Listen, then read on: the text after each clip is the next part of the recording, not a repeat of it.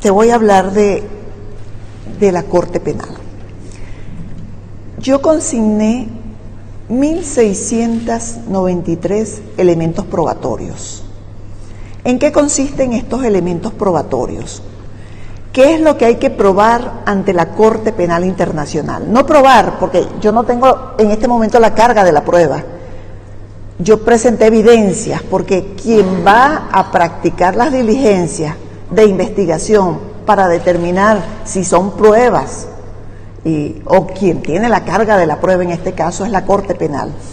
Pero como yo soy investigadora, yo tenía elementos que me servían para corroborar las afirmaciones que estaba haciendo. Yo dije que había una política del gobierno para violar los derechos humanos.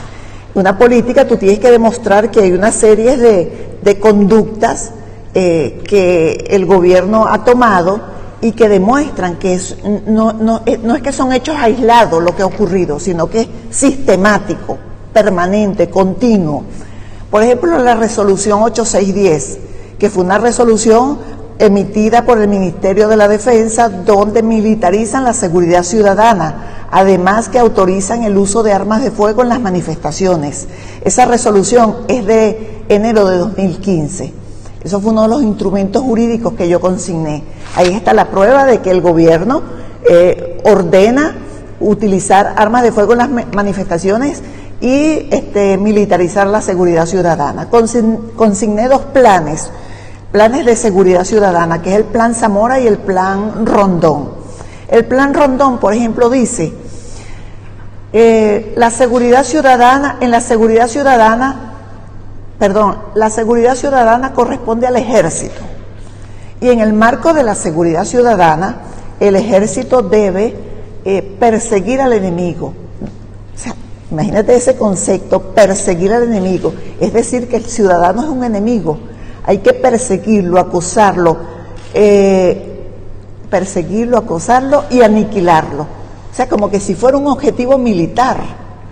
Y ese plan Rondón fue el que utilizaron en la masacre de Barlovento. Yo no sé si ustedes tuvieron conocimiento que en Barlovento 12 militares masacraron a 12 personas, 12 humildes trabajadores, que de paso nosotros tuvimos que enfrentar al propio Vladimir Padrino porque no quería que esa investigación se hiciera.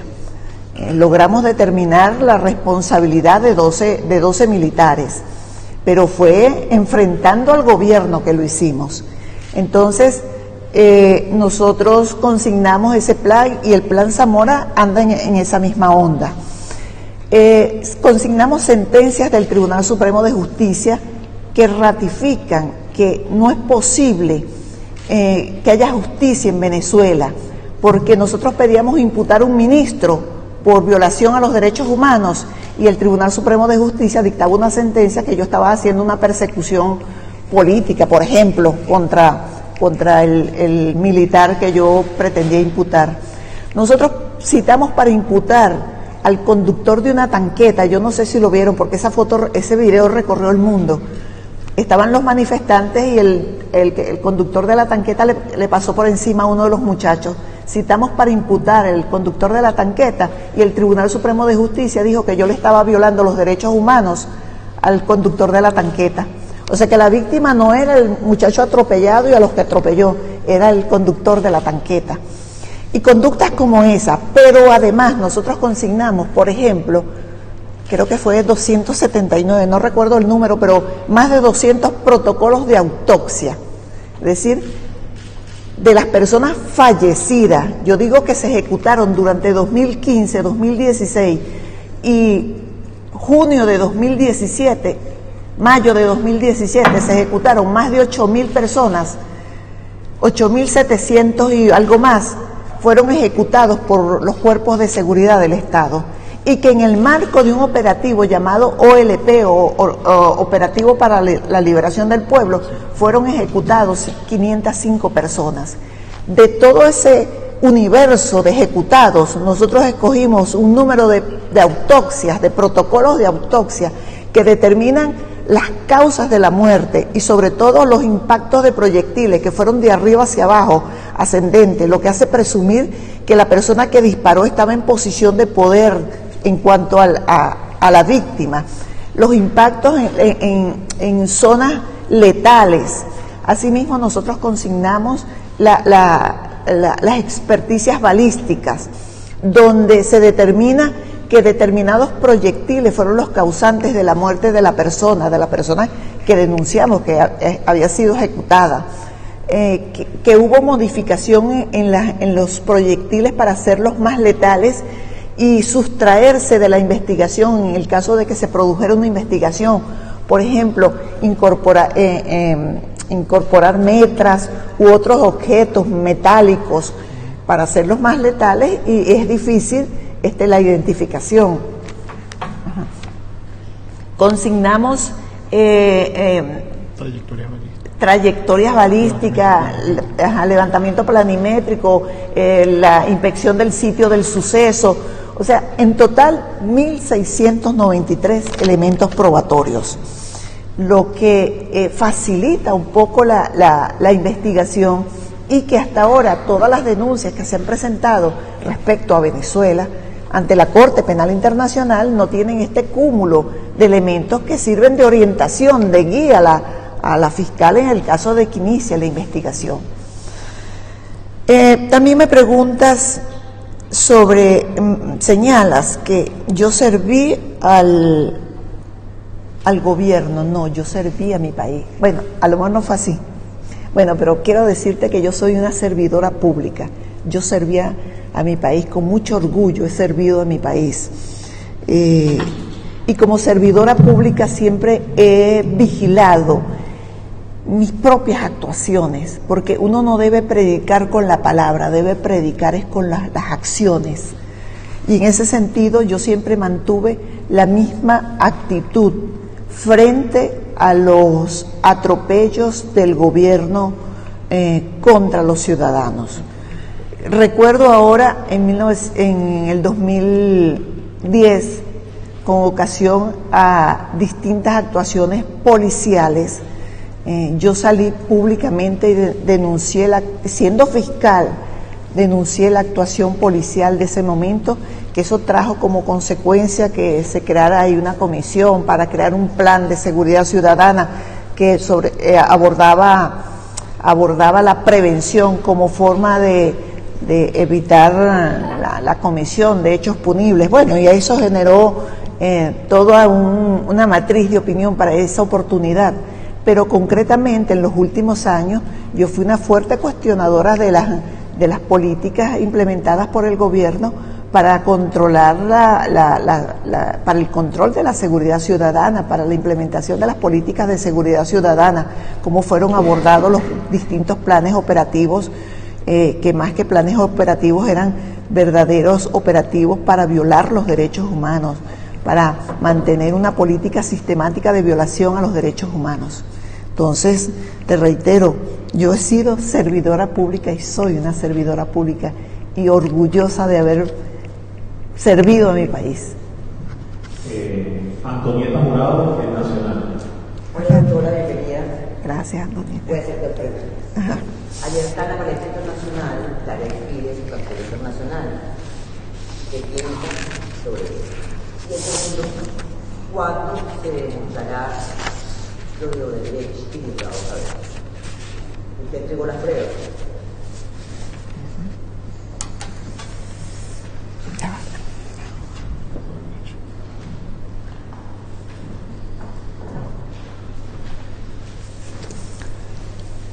Sí, mira, ayer,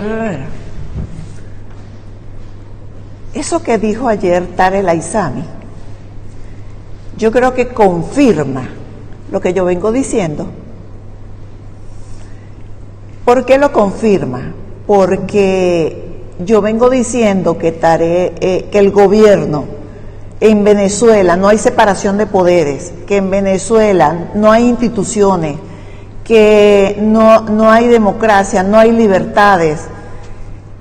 Todas esas denuncias que yo estoy haciendo a nivel internacional confirman lo que dijo ayer Tarek El-Aissami. Y no solamente eso, que se persigue el pensamiento opositor al gobierno, el pensamiento disidente se persigue también en Venezuela. Y fíjate que